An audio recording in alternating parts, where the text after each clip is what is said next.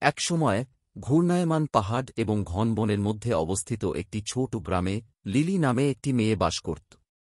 সারা গ্রামে সে নোংরা মেয়ে নামে পরিচিত ছিল, কারণ তার সবসময় মনে হতো তার জামাকাপড় ও চামড়ায় ময়লার আস্তরণ লেগে আছে।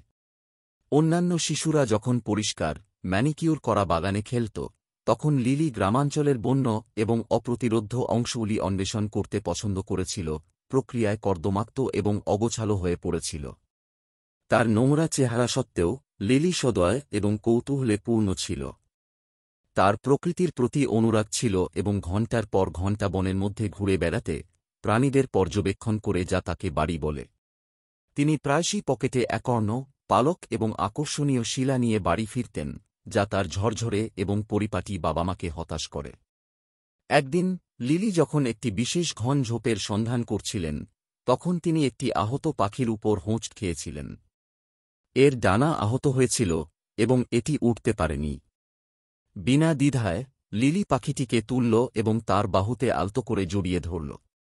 সে জানত যে তাকে সাহায্য করতে হবে। ময়লা এবং কাদা উপেক্ষা করে লিলি আহত পাখিটিকে নিয়ে বাড়িতে ছুটে গেল। তার বাবা-মা তাদের মেয়েকে মাটিতে ঢাকা দেখে হতবাক হয়েছিলেন, কিন্তু পাখিটিকে দেখে তারা নরম হয়েছিলেন। একসাথে তারা পাখিটিকে সুস্থ করে তুলেছিল, এর ক্ষত পরিষ্কার করেছিল এবং এটিকে খাওয়ানো হয়েছিল যতক্ষণ না এটি আবার উড়ে যাওয়ার মতো শক্তিশালী হয়।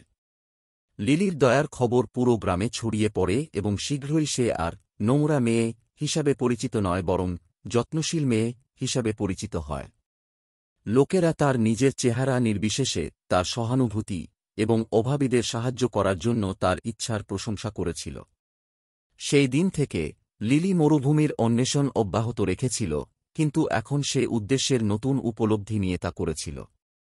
তিনি প্রাকৃতিক জগতের একজন অভিভাবক হয়ে ওঠেন, সর্বদা বিপদে থাকা যে কোনো প্রাণীকে সাহায্যের হাত দিতে প্রস্তুত। এবং যদিও সে এখনও ময়লা এবং কাদায় ঢাকা বাড়িতে এসেছিল, তার হৃদয় ছিল বিশুদ্ধ এবং তার আত্মা ছিল মুক্ত।